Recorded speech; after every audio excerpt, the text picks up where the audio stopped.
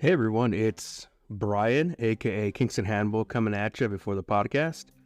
First off, I just want to say thank you for all the support I've been getting from the first podcast. I really appreciate it. A lot of people that I've been sending it out to, friends and family, they seem to have really enjoyed it, so thank you very much.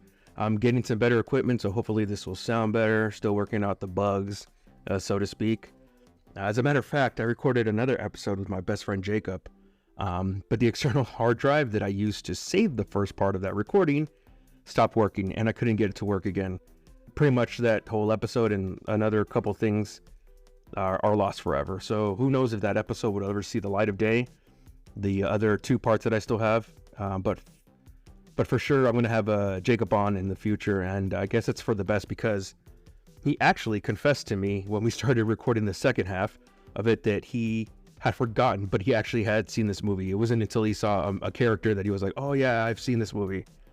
And I was like, well, that kind of ruins the premise, buddy. Thank you for that, Jacob. Shout out to Jacob, the homie. Shout out to Mariscos Camarena. Anyways, one other thing before you get into this episode. On the first episode, I mentioned that Andy Kaufman wrote The Eternal Sunshine of the Spotless Mind, an adaptation, but it was actually Charlie Kaufman, not Andy Kaufman. Andy Kaufman is a comedian. The subject matter of that movie, Man on the Moon, starring Jim Carrey, which is a really good movie. And on this episode, you will get to hear my friend geek out in the best way possible. And I just want you guys to see if you can tell which one of us has a professional mic setup. I'm sure the answer will shock you. Okay, that's all for now, guys. So enjoy this episode, this second episode on the 1984 classic, Runaway.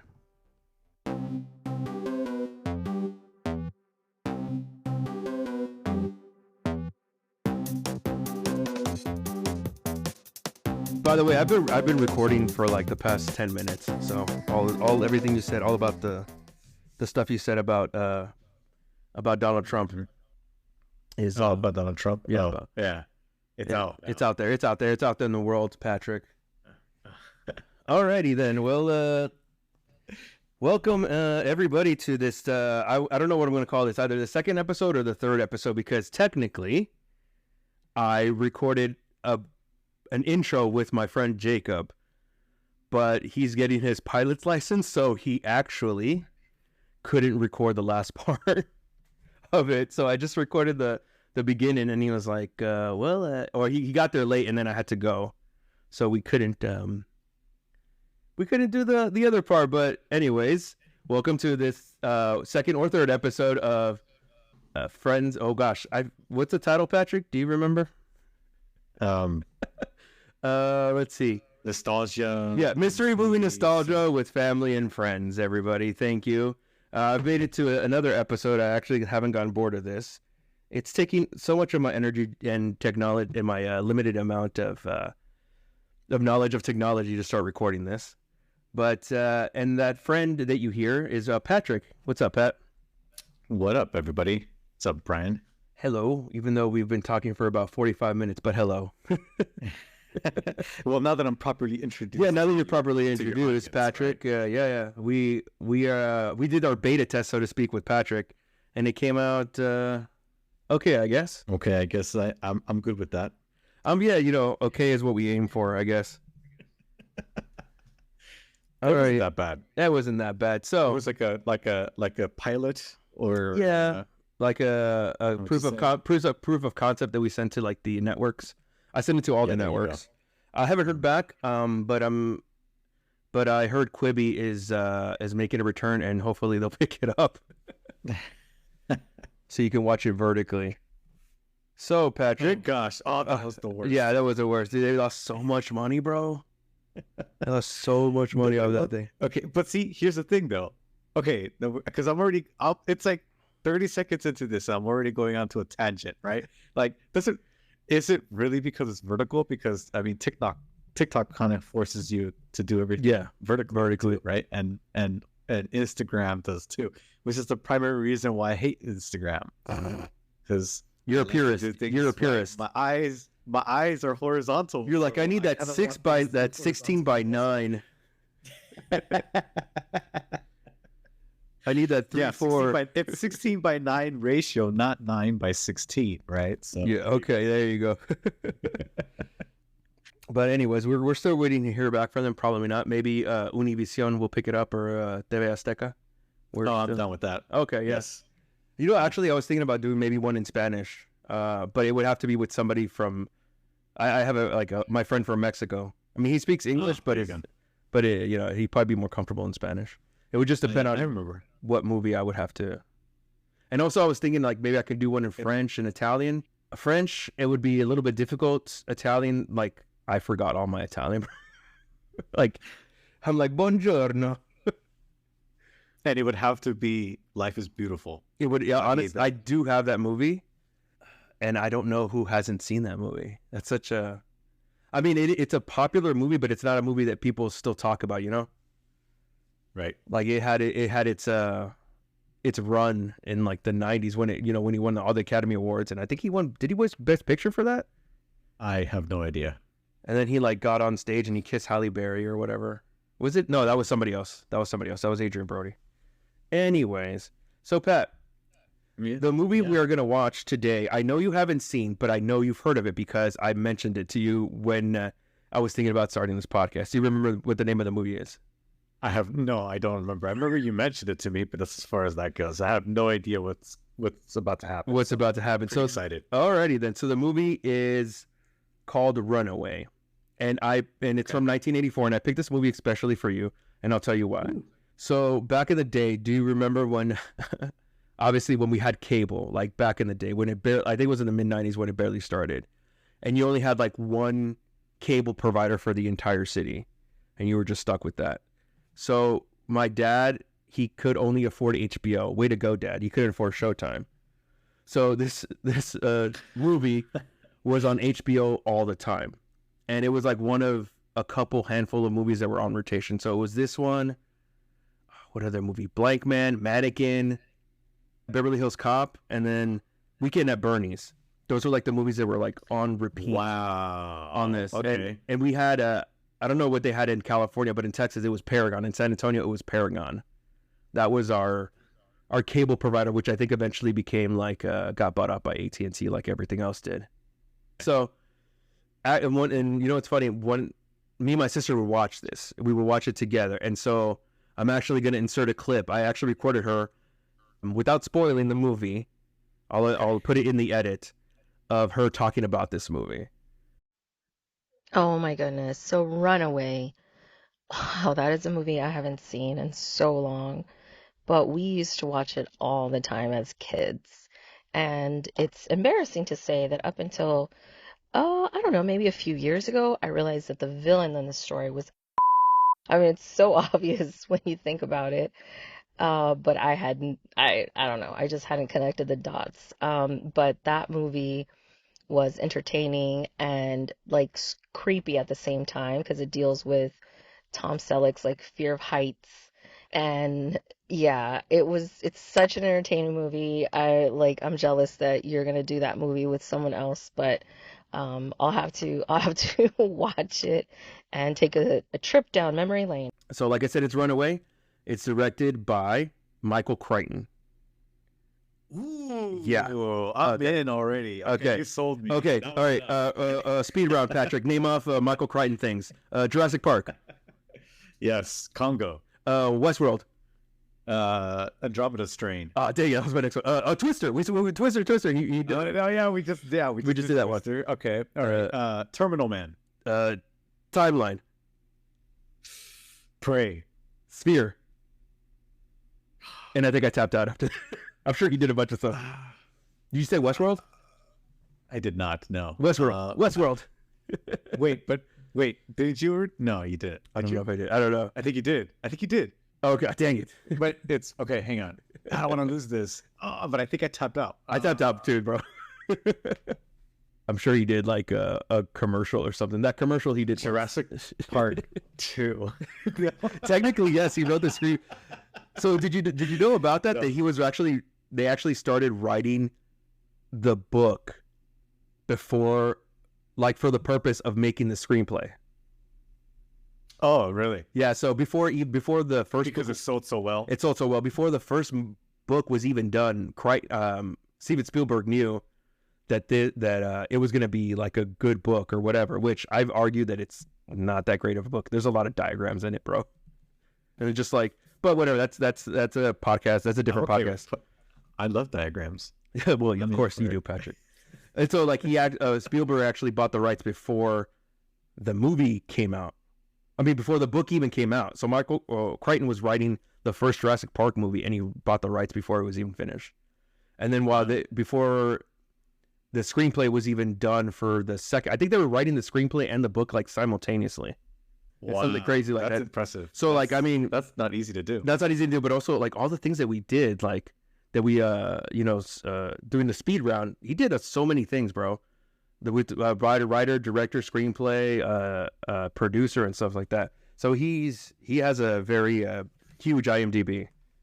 Most of them are movies, and most of them, from what I understand, they're straight to stream kind of films. Yeah, like I think Drop It a Strain came out a couple years back. I didn't get to watch it.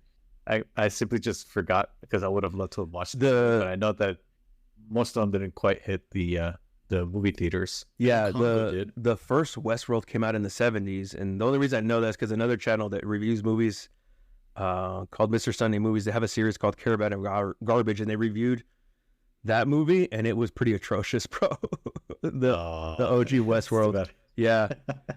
So this movie stars one Tom Selleck, Magnum PI, as we all know him. Okay. It also stars Kirstie Alley from Cheers and Look Who's Talking. And see if you remember this name, because I don't know this name. I know who he is, but if you told me this, this is actor G.W. Bailey. Does that ring a bell? No.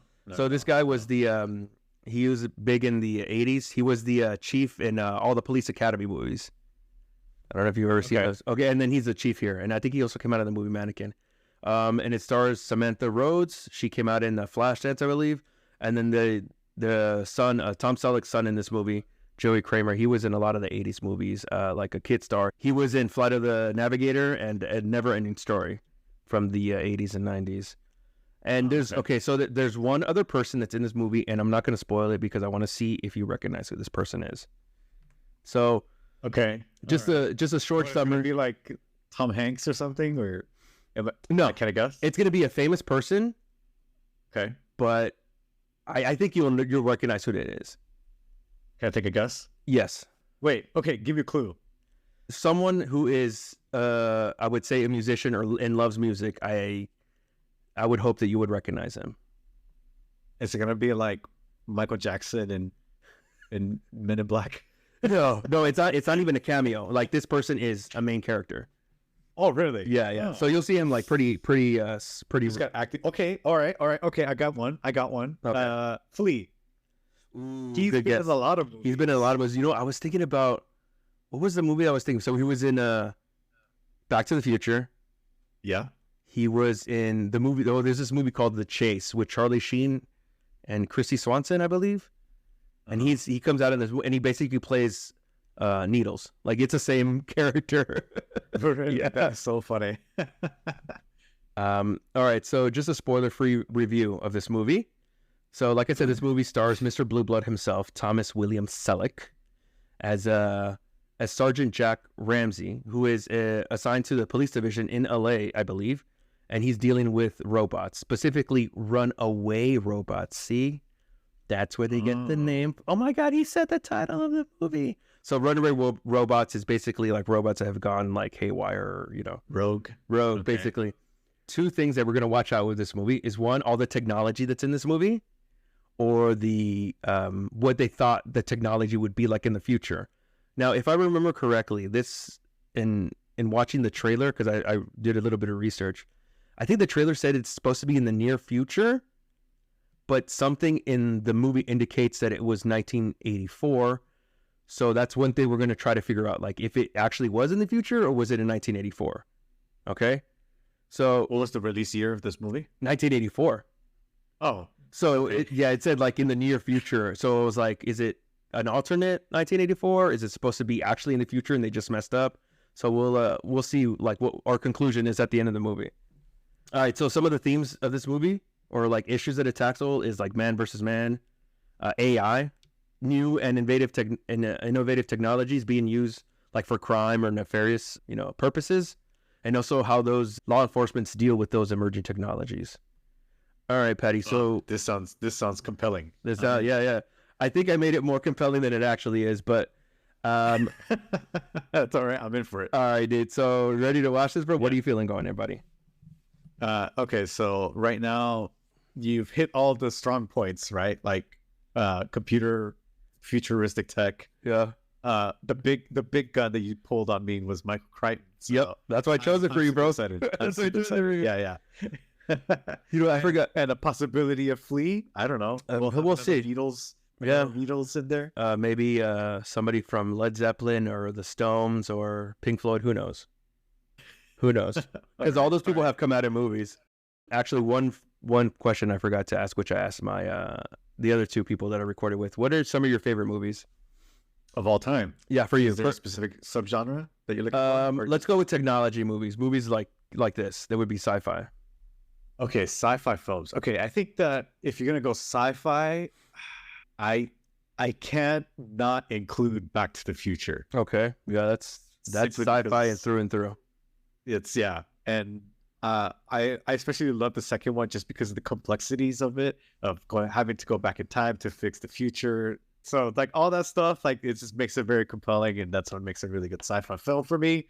Yep, so that's a good one. With Back to the Future. Back to the Future. Let's see other sci-fi films. I mean, can I include Star Wars? Is that kind of? Yeah, I was thinking that. Would you say that's sci-fi or fantasy? Sci-fi, fantasy, probably.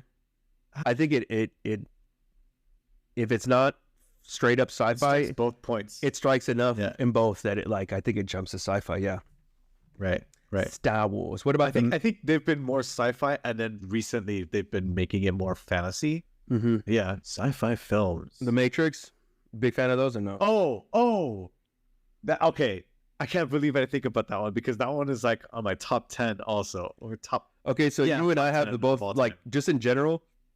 I know you hate this movie, but The Dark Knight is one of my favorites. But then after that, Star Wars is number one, and I think The Matrix would be number two for me. Yeah, The Matrix is really, really good. Yeah, like I think but why would you consider Dark Knight as a sci-fi film? No, it's not a sci-fi. I wouldn't. No, just a favorite movie. Just a favorite movie. Yeah, those would be my three. I would think. Gotcha.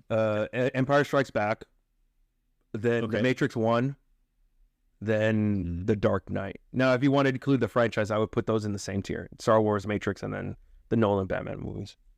But I digress. Moving on to Runaway. Yeah, speaking of Runaway, we were running away with Runaway. Yeah, we were running away with other issues. We're gonna be here all day. Alrighty then, bro. You ready to watch this movie? I am ready to. All right, let's do this. We'll be back, guys. This is the outro music for this. Ta ta ta ta. We're gonna go watch the movie. We're gonna watch the movie. Patrick, you can chime in anytime you want. We're gonna go watch the movie. Da da da. Dude, this is a really long kiss scene. Considering he has like he has acid in his face. Yeah, I have acid in my face. There's absolutely no inkling, like there's no chemistry between them romantically. Like as partners, yeah, but romantically, no, none whatsoever. Forced it. It's forced. Well, didn't she insinuate earlier that she wanted to take him out, but he just he didn't get it. But even then, I mean, there was no there was no chemistry, bro. It was forced. Well, Patrick, we finished the movie. We're watching the end credits now. It's a really, really long kiss scene. Yeah, and there's sparks. There's still literal sparks flying all over them. It's been about a minute or a minute and a half already.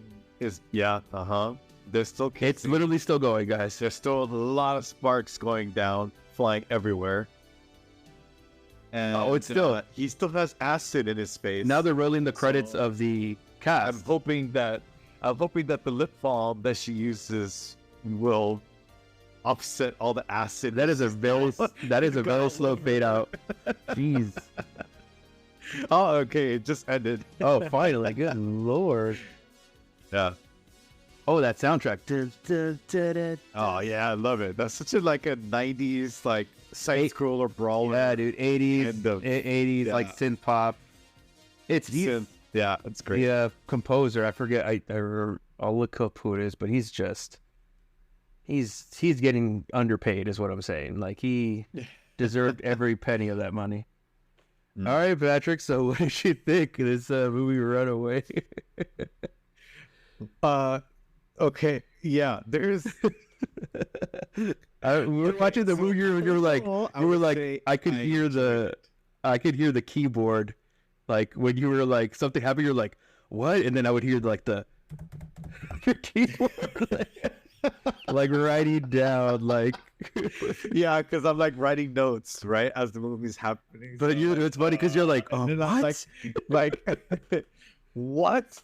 So the first line that I wrote Okay. is Gene Simmons. Gene With a lot freaking of Simmons. It's like, So it was a little bit ruined because his name comes in the opening credits, but you were saying that you wouldn't have noticed it. You wouldn't have noticed it was him.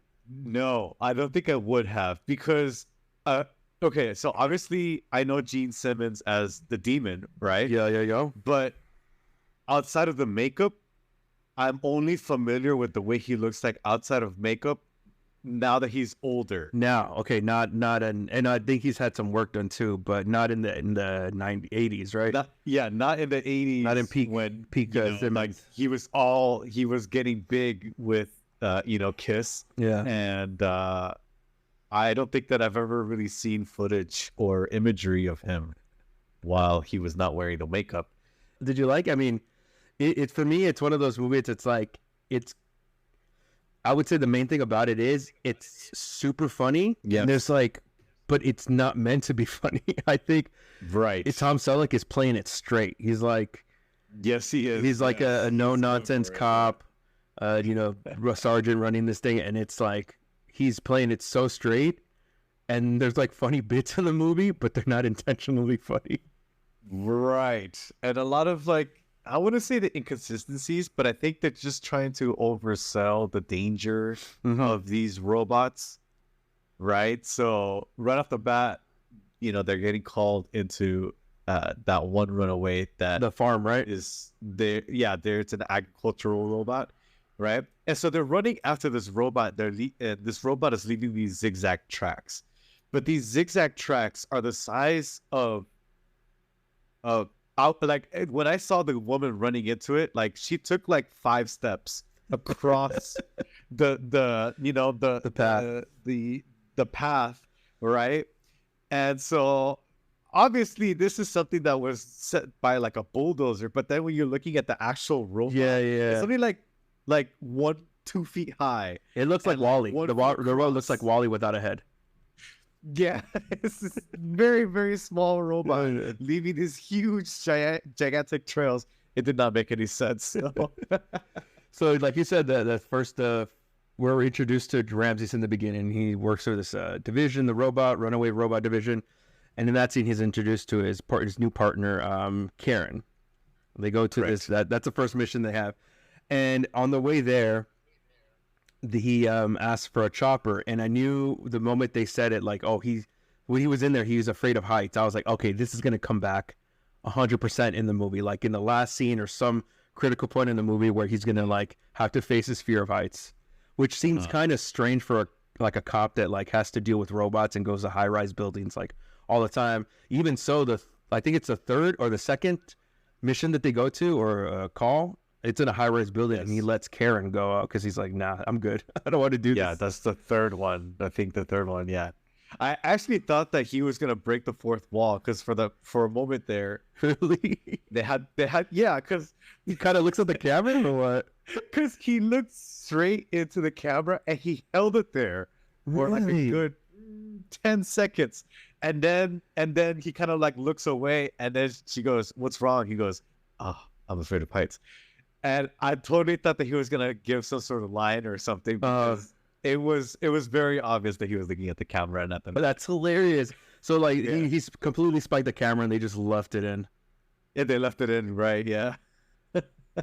So then the second call that they go to is at a house where there's a robot that has killed I believe, a mom and the sister, and there's a Correct. baby inside, and the robot's basically holding the baby in hostage, and they're trying to rescue the baby. But as I was watching this, I was like, this is such a common thing that happens in this universe where the robots run away, that it's sensationalized in the media, and a TV reporter is right there as it happens, and they know the sergeant's name, and they're like trying to get interviews. And I'm like, these robots are crappy that they have this happens to the robots all the dang time, that they actually have to have a division like to do this, a police division to like take care. I have an issue with this division. I understand dangerous robots, right? Yes. Or dangerous situations. Like I believe they're called runaway robots, Patrick.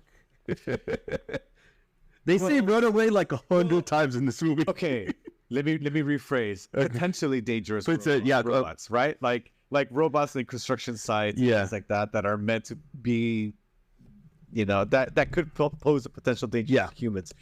But okay, so the first one, call number one, runaway number one. Yeah. Their solution was to literally jump on top of it. The both of them, they both dove into it, and it blew up. Somehow they came out of that. And then the farmers were like, we could have just done that. Right? Okay. The second call, I completely understand, right? So I have my own issues with that scene, but I completely understand. It was a robot, it had a gun, and it was a dangerous situation, and they had to call a specialized unit to take care of this robot. I completely understand this. The third one, okay? Oh, the third one was ridiculous. The construction site. Yeah. They show up and he goes, why don't you do it? Oh, our insurance doesn't cover that. Okay, so he sends Karen to go up there, and she literally walks up to it and flips a switch. Flip a switch within like a second. Do you need a specialized unit to walk up to a robot and flip a switch? What is this? And you know what the funny part about that is too? You were mentioning the insurance, that the lady was like, oh, we have another robot site that has no workers. And it's like, no dealing with labor, no dealing with union. And then she's all worried about the insurance. It's like, it's the same problem. Yeah. I'm not going to go. I'm not going to go up there. I need to call my floor manager, my union rep. It's like, okay. Okay, so I'm gonna back up here. I'm gonna back up to the second call. Yes, let's go back to the second call. Okay. The second runaway. So this robot had killed 2 people already. The baby was inside, held hostage, apparently. I guess so, but the robot doesn't quite say. Oh no! Wait, you know what? I just put the pieces together. So the robot was programmatically modified to murder everyone in the room. Yeah, hold on. Give me 1 second. I just realized the fan is on. Okay. It's just a flick of the switch. I don't need to call the runaway. Do you need to call the runaway unit? Just a switch. All right, go for it, buddy. Yeah. Think about these things. I gotta call me on my own budsman from Moshe. All right, go for it. There you go. All right, so to backtrack to the second runaway. Yeah. This robot had killed 2 people, held the baby hostage. Yep. Okay. So Tom Selleck's character runs in there. A cameraman runs from in the there. local news network runs in there also. He gets shot and killed. Immediately, now, basically. Obviously, which is really funny because Tom Selleck then checks his pulse and he goes, you can see it in his face, like, what an idiot. Yeah. Or maybe it was like, oh god, another one.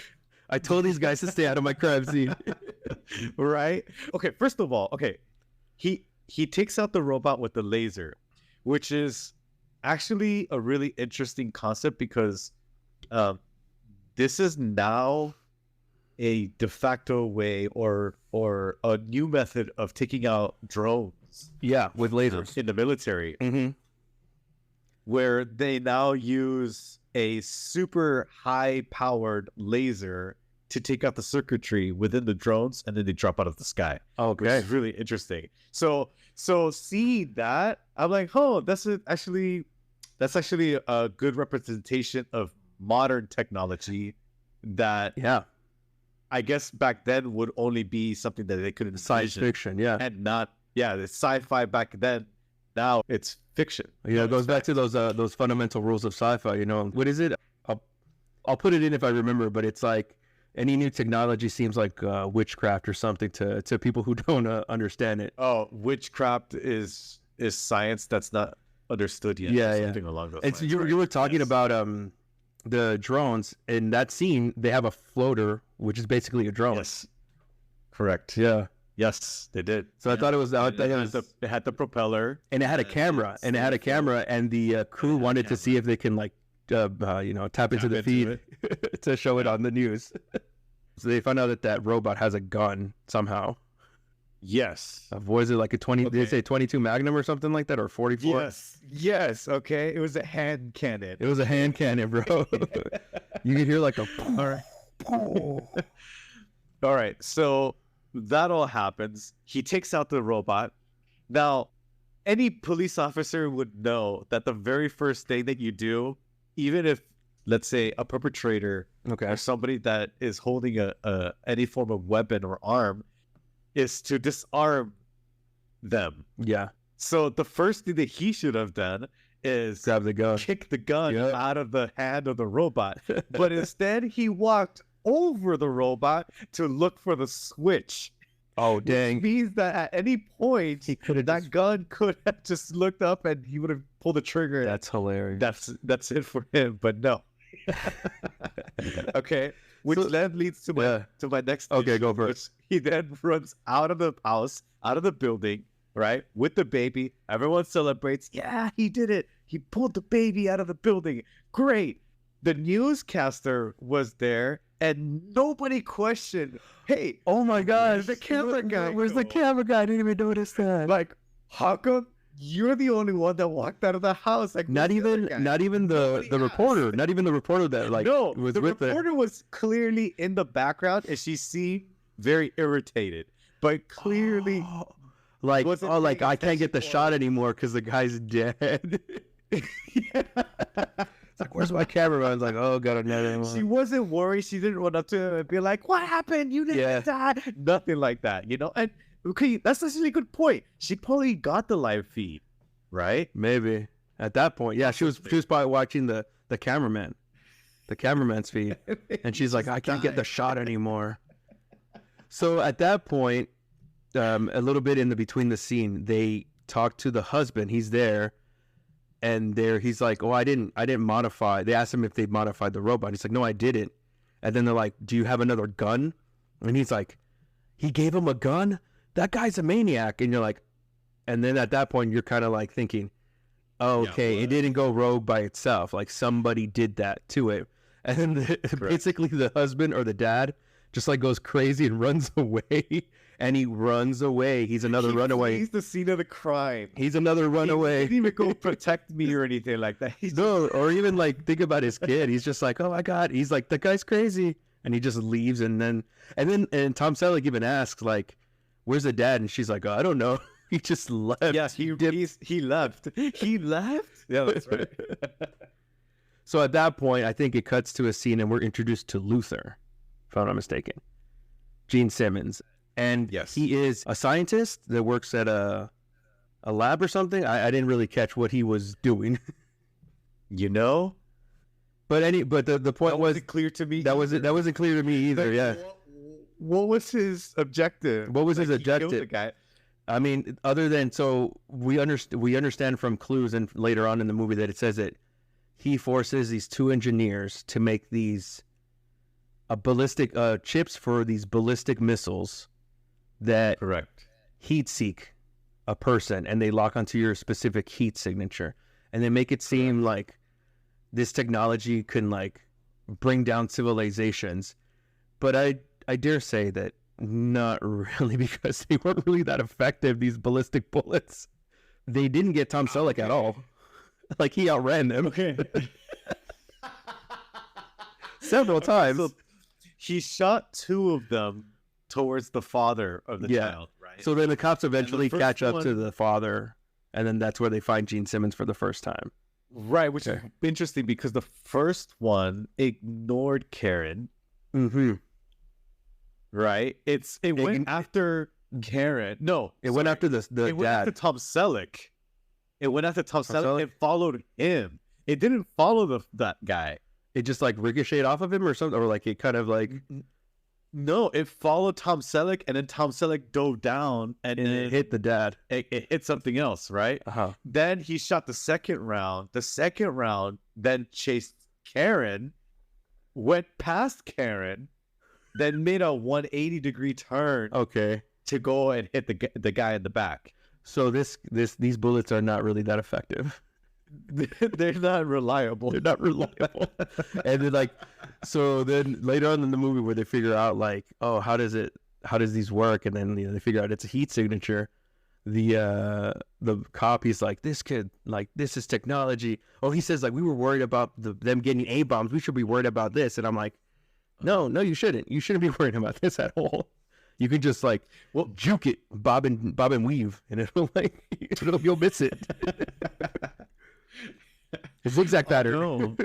Yeah, although I could see the potential if they're locked onto like police heat signatures. Maybe like if you know the individual cop, like Right. heat signature. Right. But then that doesn't make sense either. You can't. I didn't get that. Flares work. I didn't get that either because it's like I don't think people have that unique of a heat signature that it would be like, you know what I mean? Yeah.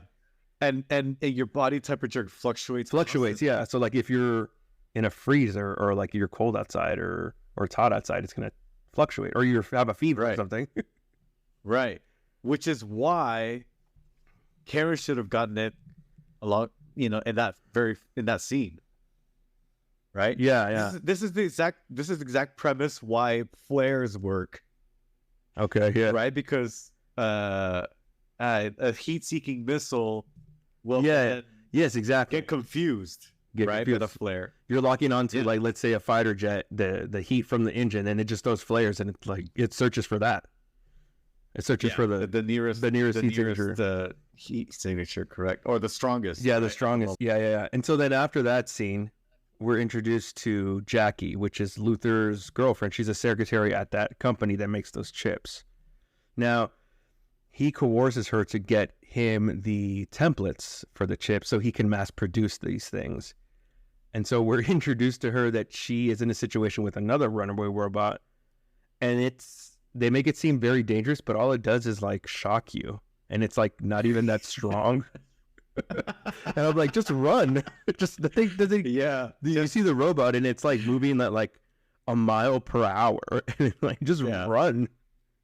That's true, because they did mention that it didn't affect vitals. Yeah, no. Right? He's like, you should be fine. It cause cardiac arrest. I think it says like it's set to stun. Power through it. I think it said to stun, and that's why when Tom Selleck goes in there because he like trying to oppress her, that it knocks him to the ground. But he's fine. Like he's perfectly fine.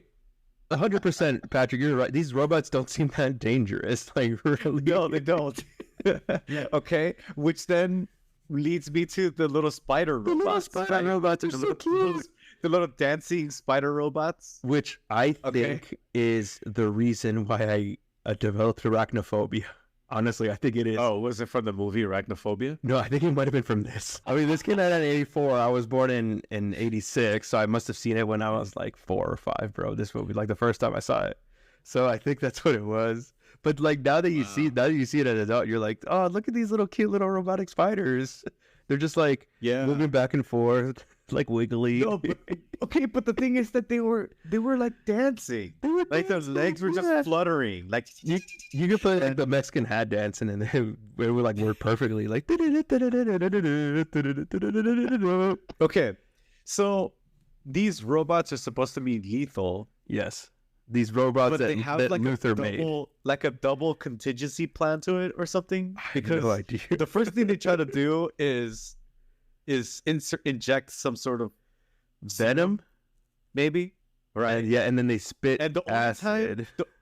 Only the last one. Only the last one's right. Acid, right? Because he programmed it that way. Yeah. He was like, I'm doing upgrades. But 2.0, baby. The first person to get killed by these spider robots got immediately rejected, and then that same second, that robot blew up. I just remember that it happened so immediately that I thought, what was the purpose of the injection If it's just gonna blow up. and then the explosion kills the person. The only time I ever saw a reaction was with that female cop, Sally, where she gets injected and she goes, and nobody, she clearly goes unconscious, and then it blows up. and nobody nobody even bothers to check the rest of the restroom to make sure that Luther didn't leave anything else in there other than the bug that they put on him. Right. They were just like, yeah, come in. I can't call him Luther. This guy's clearly Batman. Because of all the smoke, All the disappearing acts. The disappearing acts. Okay, the guy that he was working with, he goes, "Oh, what about and he looks and he's not there. Oh, Yeah. that's the guy that gets killed by the first. Oh, robot. okay. Yeah, That's okay, the so guy. that first guy, you could tell there's he's like, I want my money, the first Yeah. the first engineer or whatever, he's like, I want my money, and then he's like, all right, I got it here, and then the guy gets distracted by a robot, and he's like, oh wait, hold on, there's a robot, like a security robot. He turns away for literally 2 seconds. He comes back, and the guy's gone. Luther's gone. Luther's gone. Yeah. No smoke bombs or nothing. Man. And you're like, what? And I could have sworn I thought they were in a closet or something. It's like, oh. Oh my god. And then the same thing in the bathroom, right? Yeah, the same thing in the bathroom. But then they didn't see him leave. They didn't see him leave, and there was they weren't like, oh, he went through this door, he exited through the window. They're just like, oh, he's not here anymore. So Gene Simmons was the first Batman. Oh, well, yeah, I guess so. I guess so. And Gene Simmons is 100% all in this movie, bro. He is. Yeah, he was. Yeah. He is the faces that he makes and his voice. He's just 100% taking this way too seriously. Which as an actor, obviously you're supposed to do, and you're not right. I'm sure the script and there was oh, no, it's gonna be a serious, a gritty. But it's so hilarious, bro. Unintentionally. Okay, so they find out that Luther wants the templates, and his girlfriend Jackie has them, right? And she's in jail.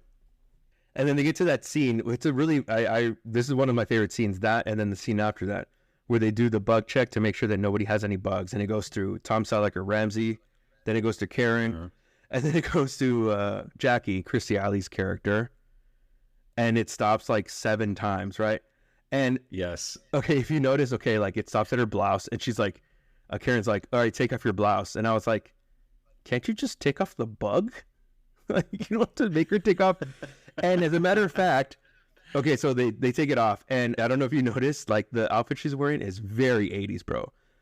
Yes, puffy shoulders, the huge belt that holds nothing, and it's a jacket. So she takes off her jacket and her blouse, and she's in her bra. It comes down to her chest, and then it beeps again that there's a bug in her bra, right? She turns it around. Oh, and that was the other thing I wrote down. Were those cuts and bruises from the robot, or was it from her being abused by Luther? No, I think it's from her being abused by Luther. I don't think she's ever confronted a robot since then. Or before that. I think it is from Luther, because if you notice, Karen and Ramsey, they give each other a look what's going on there, and it didn't look like zaps. It looks like hits, or like a whip or something, like lacerations, yeah, or something. Yeah. Yes. Poor Jackie. Okay, so this is what I'm getting to. It goes to her blouse, and I'm like, oh my gosh, they're gonna make her take off, get naked in front of here. No, Karen just takes it off, from her blouse, and I'm like, you could have done that from her skirt, Oh, I'm button. The button on her skirt. Yeah, and I'm like, you could have done that with the blouse and the bra. You didn't have to make her get naked. Yeah, she just ripped off the button. Yeah. He's like, here's and then the same with the shoe. You're clean. And it's like, you didn't have to make her take off her bra and her blouse. You could have just... They never actually made her take off her shoe. No. Now that I think about it. It just said bug found, and it just kept her there. So then it goes to the chasing. So basically, they're trying to move her from the precinct because they think Luther is trying to get to her. Well, he is trying to get to her. So they think okay, by moving her, she's going to be safe. And then they have this chasing. And those cars are the most 80s cars I've ever seen in my entire life, the cop cars.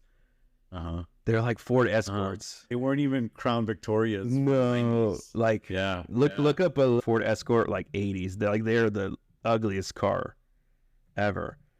So a couple things in that scene. Autonomous cars, bro, like self-driving cars.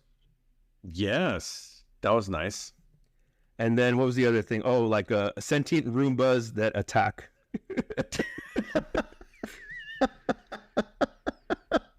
Okay, and they were still unreliable. Oh, dude, like they kept going, like the way they made it seem is like they were going 100 miles per hour, but they never caught up to these cars that could probably barely go 80. Okay, so they had the two cars. Yeah. One of them served as a defense vehicle, right? Because it had the laser on top that would disable these robots. Yes. And and the cars had a heads-up display. They had a HUD screen in the front. On both sides. On both sides, the front and the back. Front and the back, to determine if they were being targeted, right? Mm-hmm. So their car was consistently being targeted with Jackie in it, and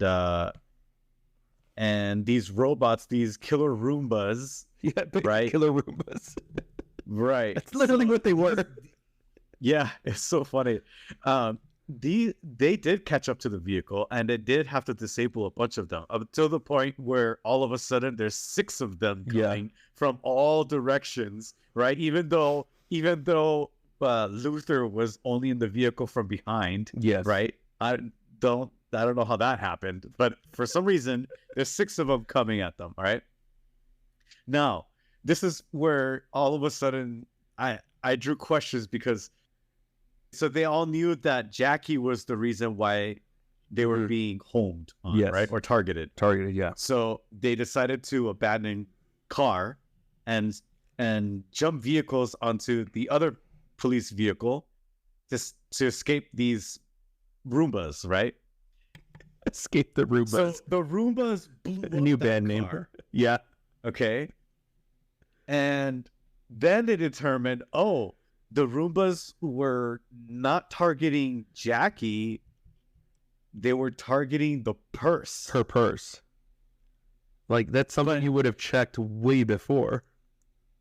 But that's my issue, is that she had jumped vehicles and her purse was on her. So now the purse is on the new vehicle, but that new vehicle was not being targeted. Those killer Roombas still went for the old vehicle. Yeah, they still blew up the old vehicle. They blew up the car they were originally in. So for some reason they targeted that and then lost track that the purse had moved. But then they do target the purse once Tom Selleck figures out that it's the purse. Okay, but these are a new set of robots. Okay. Because those robots had already blown up by destroying that vehicle. Yeah, right? You're right. Because at that point... So now it's a new set of robots. Yeah, at that point they send like all of them, right? It's like 6 robots, yeah. From all sorts of directions. And it's so inconsistent on like, what are they tracking? And it was the purse, because they ended up throwing the purse out the window and it blew up the purse, yeah. But they should have been dead. By the way, those explosions don't really look that big, I'm going to be honest with you. It looks like a firework. Yeah, it pretty much was. Like, yes. I mean, a person would be like maimed, but they wouldn't be like dead. Yeah, they wouldn't have been dead, no. So, so there's a part before that, the police chief is like getting on his case, like, what are you doing, Ramses? You're no good. Like typical 80s, like a chief of police. And he tells him, why don't you talk to Louise or Linda? Or is it Louise or Linda? Linda. Why don't you talk to Linda? She's working on that missing kid case. And I'm like, okay. And it's a psychic. Like, I'm like, where did this come? Like, this is out of left field. And like, she's right. Everything that she says, I mean, it's very vague, but also like it's right. And I'm like, what the heck is going on? Like, how do you guys were brothers in a previous life, and you will. He was like, what's his name? Louis, Lucifer, Lucius, Slippy, Slappy, Gene Simmons, the demon. And he's like, Luther. She's like, yeah, it's Luther. And then she says, like, we were brothers in another life. And he's like, oh, he's really angry at you. And it's like, well, yeah, duh. Yeah. Like the most big thing. You have something he wants. You Yes, have I know that. I know the lady. Yes, I know. Tell me something I don't know. And then you will meet him. He's like, yeah, I'm hoping to. Thank you. But that was completely out of left field. It's like, all right. Yeah, that was completely in left field. It didn't make any sense. Did not make any sense. They could have cut it out. She was in police uniform, so she wasn't a police officer. No, she's like a either. consultant. I thought when the chief said, talk to Linda, she's working this case, I thought it was going to be like a therapist or something. That's what I thought. And then I see like the lady Or kind like of a CSI kind of something, right? Like, and I'm like, what? Yeah, that was very strange. Then they go to the scene at the restaurant, which is actually, I think, a pretty funny scene too. So they're trying to, Ramsey's plan is to basically use Jackie as bait to lure Luther to him, because Luther still wants his girlfriend, but more specifically the template so he can mass produce this terrible bullet. And they're in Which I'm confused about, because didn't we already verify that these... Oh, no, not the bullets, but the chips were being mass produced. The chips were being mass produced. Yeah, right. Never mind. Okay, go ahead. Continue. Yeah, and then he's ordering sushi, which I didn't know people knew about sushi in the 80s. Out of nowhere, like, Ramses just kidnaps Karen. Like, what is Tom Selleck doing here? Like, he's not protecting his partner. She gets shot by one of those bullets, and it's like inside her. And then she gets kidnapped like 2 scenes later. And she still loves him. She still loves it. Oh yeah. So then after she gets shot, she like insinuates like they should have dinner together, like romantically, and he's all like, yeah, I invite all my partners, like just to get to know them. Like I don't really. Yeah. And they try to, at that point, I'm like, oh, they're trying to make a romantic thing, but like I was saying, dude, I saw no romantic connection with them. Like there was no chemistry whatsoever. No, but it's very professional. Very, at least from his part. But they don't, just them as characters, as actors, they don't have chemistry together like whatsoever. I think he had more chemistry with Jackie actually than with Karen. He went out of his way to comment on how attractive she was. And you're like, bro, she's attractive. Oh, she's attractive. I'm like, yeah, bro, she's being held hostage by a runaway robot. Might want to focus on that, buddy. Yeah. Not on getting some trim there, Magnum PI. Yeah, but at the same time, I think they kind of alluded to the reason why he wanted to have more of a platonic or professional relationship because of his wife, right? With Karen. Because, yes, he felt like he was not ready to move on. To move on from his wife's death. Right. But that quickly turned around. Which, she was in a car accident, and I thought in a movie like this about technology, that the car accidents would be like eliminated by that point. Maybe it was before they got like autonomous cars or self-driving cars. So in that scene, they do an exchange, and then Ramses noticed that he doesn't get all the templates for these bullets. Yeah, she splits it in half, right? And then he shoots him, and the bullets they still don't hit him twice, dude. He's able to escape the bullets. Yes. They make this bullet seem like some godly power, and they are in effect. They only kill 2 people two people, right? Out of like the 17 that he has, and this gun is ginormous, by the way. Yeah, it's huge. Yes. Which is really funny because he whips it out in public. Hey-o. Without really thinking about it, right? Yeah. Like he's not even trying to conceal it. He just goes, "Look what I have. Look what I get." And it's this giant cannon. Oh, and this gun is 100% 80s, an 80s gun. Like it has an 80s aesthetic, like an 80s decor to it. It's got like that silver. Like that's so it looks like a DeLorean. Yeah. So Luther kisses Jackie, and he straight up stabs her like at the bottom of her, like at the top of her spinal cord, like just right into like that sweet spot, like where her neck and her head meet, and she dies immediately. Poor girl. Right. Like, did you think she like? Yeah. You kind of felt like she wasn't gonna survive, right? Like you kind of like saw the writing on the wall, like, oh, she's gonna die.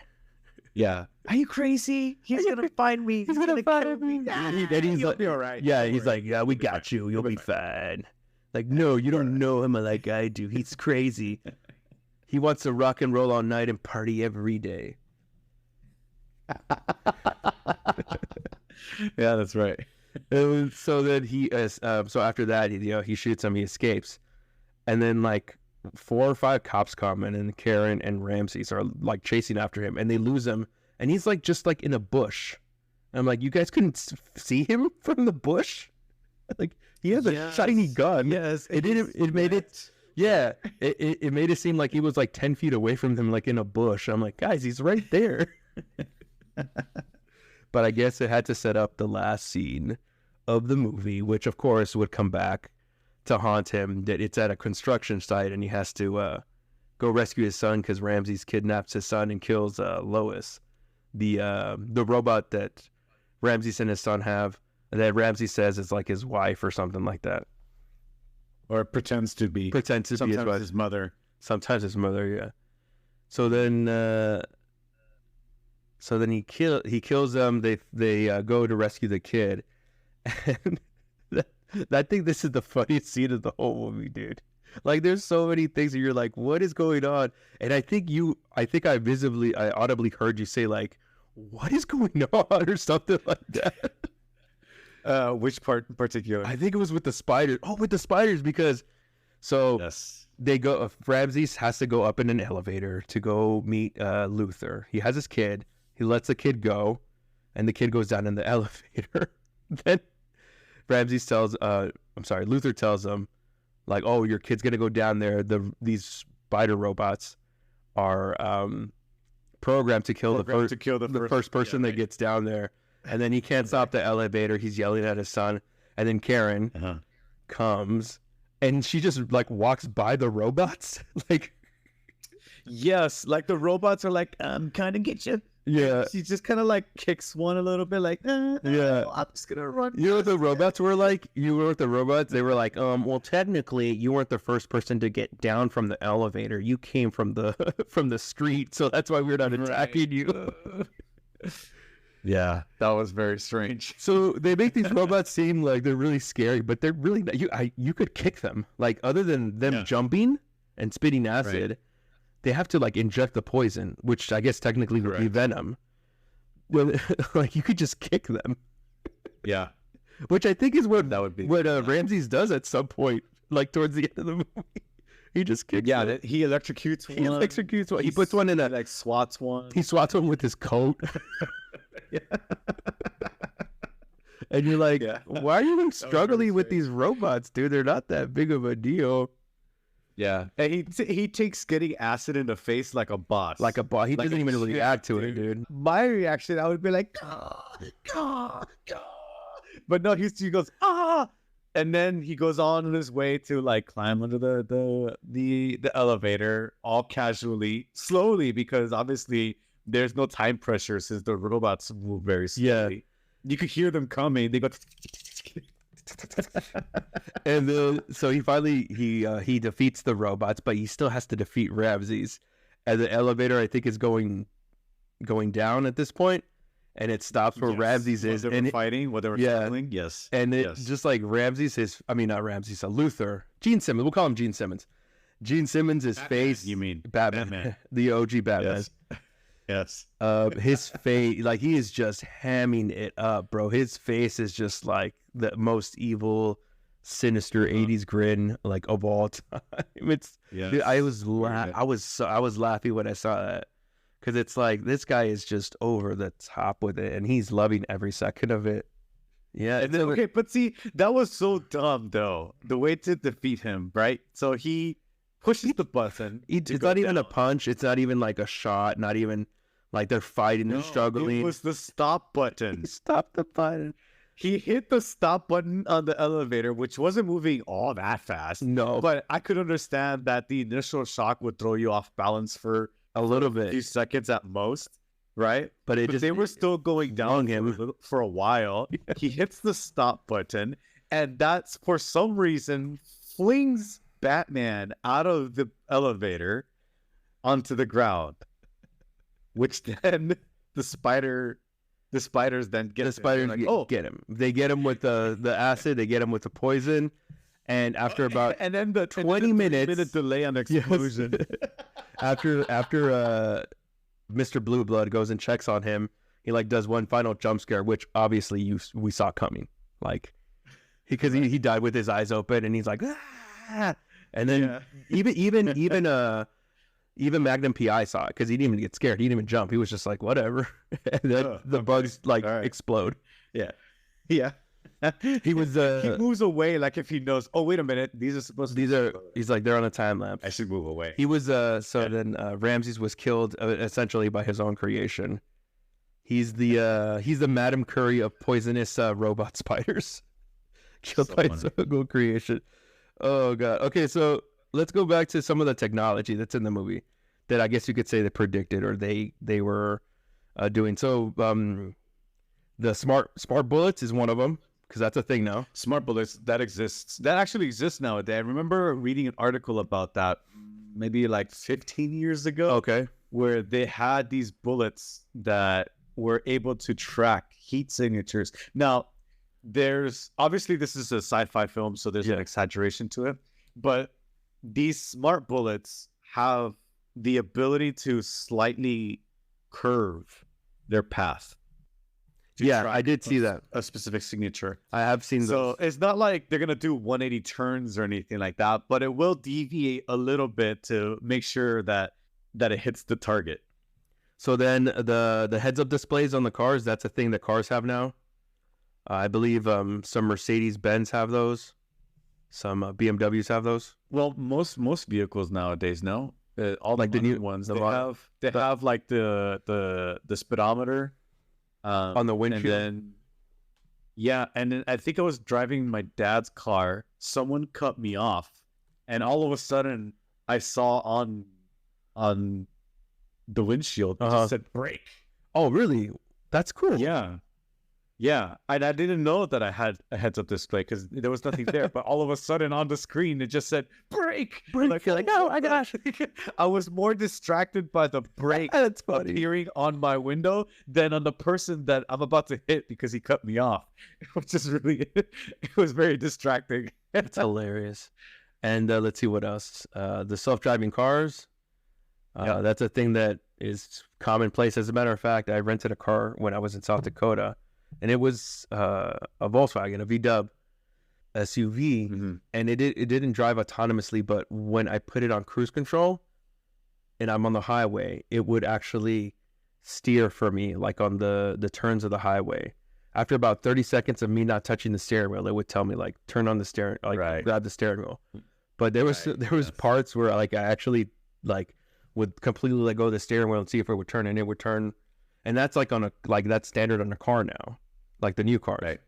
And then, eventually, I mean, we're going to get to the point where all the cars are like Teslas or like, all those electric cars that just do it by itself, which I am 100% on board with. Like, I want 100% to be able to fall asleep in the car and the car just take me there. What were some other, okay with it too. What were some other technologies? Oh, the drones. Yeah, the laser. Oh, the drones, and then the lasers, powered lasers that take out the Roombas, circuit boards, and then basically just having. I mean, we haven't gotten to that point yet, but having a robot as like a home assistant, like as a maid or like as a babysitter. Yeah, that's very Jetsons like. Yeah, and then the AI technology that you could talk to like a computer program when he's trying to find the information about one of the guys, the engineers that died. He's just talking to it like, hey, like, shut up, like, leave me alone. He's like, would you like me to disconnect? And it's just like he's talking to like a human voice. I mean, everybody has those on their phone. As a matter of fact, my Google is probably listening to me right now, and it's gonna recommend a bunch of Tom Selleck movies or Gene Simmons records later on. Which is really funny because people think that they're listening, but it's not listening that way. How is it listening? It's only listening for prompt. Right. So in your case, if I was to say, hey, Google, then it's always listening for anything that sounds like, hey, Google. Oh, okay. Then I need to react. Yeah. Cause sometimes it'll turn on without me saying, hey, Google, but I'll say something like similar. Hey, Googs, Magoogs. Yeah. I usually say that. I say, hey, Googs, Magoogs. And then I give my request, and then it actually listens, which is really funny. But it doesn't actually listen to your conversation and say, "Oh, this guy likes Tom Selleck movies and stuff." Yeah, if you search for stuff. Oh, if you do an active search, yes. But it'll pop up like on Instagram or something, or like if you search on Google, it'll pop up on Instagram. I think one time I put something in my notes one time, like in my Samsung notes, and it showed up like in my Amazon feed or something. Like, are you looking for this? I'm like, oh my gosh, Jeffrey Bezos, how could you? I trusted you. All right, so in the spirit of this movie, I've asked ChatGPT to make some puns combining the fact that Gene Simmons is in this movie. Gene Simmons is in this movie. He's a member of KISS. All right, so you want to hear some of the jokes that he came up with? These are different, bro. Okay. Gene Simmons did not just run away with the show. His tongue lashed the competition. Wow. Or Jackie. Okay. Yeah. Right. Oh, maybe that's why she has all those lacerations in her back from his tongue. His tongue. In Runaway, Gene Simmons was rocking and rolling with the robots. Nice. Gene Simmons didn't need a weapon to run away. He could just kiss the villains goodbye. Nice. When Gene Simmons joined Runaway, even the robots knew not to mess with the rock god. This is terrible, ChatGPT. We are not there yet. Gene Simmons made sure Runaway wasn't just about robots, but also about rock and roll rebellion. These are not puns. None of these are puns, ChatGPT. Not anymore. All right. It's losing it. It's losing it. All right, ChatGPT. Well, all in all, Patrick, what did you think of this movie? I think it was great. Okay, so I feel like when they have so much technology that's so advanced, right? They have these autonomous robots. Now, the only time that they said we don't really use humans that much is in a construction scene, right? Yeah. Where they said, oh, you should look at the construction scene here. These are only robots. They don't use any humans, and they're all automated, and it runs great. I would assume that if they have technology that advanced, that a lot of the tasks that they got involved with couldn't have been handled by other robots. Okay. Right? For example, them going in to disable the robot with the gun. Okay. Right? Couldn't they just have sent in a robot with a high-powered laser? They wanted to do that. Risk a human. Yeah. Like a lot of these things they could have just used a robot for. Right. Or when they were trying to dissect the chip, right? Yeah. They could have used the robot before it exploded. Make incisions, and it exploded, and they wouldn't have risked another human being. Which is, you know what? It's really, really funny. Which is technology now. They use cops use robots to like either disarm suspects or bombs and stuff like that. So back to one of the things that I told you, like this movie was supposed to be set in 1984 or in the future, because it didn't specify. It didn't specify, but it also said like when it looked at let's see, Tom Selleck's character, his information, it said it was born in 1956. So at this point he would have been 28, something like that. Yeah, but they usually look older than 28 but nowadays. So this is an alternate 1984 where they have all this technology, because possibly, like, but also it's like one of those, those kind of like Star Wars where like the technology is advanced but also like not really, like with the screens and all the digital like the pixelated like screens and all that. Right. It was the best technology they had at the time. They couldn't envision anything like the tech that we have nowadays. Oh yeah, dude! Like, it would blow their minds. Like, your smartphone has more memory or more computing power than they had for like the Apollo missions. Like correct. Like, yes, and they had like huge computers for that, and we got all that power in the palm of our hands. Yeah, we have much more power. Technology is amazing. I am ready for our tech overlords. I'm ready for Jeffrey Bezos and Elon Musk to take everything over. I'm ready for it. Because if human history has demonstrated that we can't do it on our own, so I'll welcome the robots. I welcome our robot overlords. Just take over and just fix everything, and then it will be good. Yeah, right. Just don't make us scorch the sky. Yeah, just right? Okay, like in the Matrix. That's all I ask. That's all I ask. All right. And so I honestly, my opinion of this movie has not changed. It's a good bad movie or a bad good movie. Good bad movie. It's a good bad movie, and it's still, to me, it still holds up. Like as a kind of campy movie that, they're working their best and they're trying to take it seriously, but it's unintentionally funny. Yeah, I think that they definitely did try to make the robots seem much more scarier than they really were. Yeah. And that kind of made it a little bit campy. I think that was the little the dancing spiders. Right, the dancing spiders is too much. It was too much. They didn't need to just stand there and dance, right? Like they could have just attacked, but they were like processing or something. And they're I have huge. no idea. They're so huge. They're like as big as a brick. It's like if they were smaller, that would have been scarier. Right. Because you're like, or maybe not. Maybe something larger is scarier. Or maybe something larger is scarier. Well, thank you so much, Patrick. You finally saw this movie. I appreciate it, buddy. That was a good one. That was a good one. We'll have to do this. I got you on. I have a bunch of movies, and you're definitely going to be on again, and for sure, Jem is too. Reoccurring guest. Do I get a badge or something? Yeah, you do get a badge. Do I get a tune the next time I get introduced? You can make your own. You can make your own theme music and be like, "This is Patrick's theme music." It's literally just gonna be the melody of that we all go to the lobby song, which is like, "Let's all go to the lobby." Let's all go but to the lobby. It's gonna be just Patrick, or like just change the lyrics to anything like, "This is the end of the podcast. This is the end of the podcast." We'll play around with that idea. All right, buddy. Thank you so much, man. Yeah, it was a pleasure.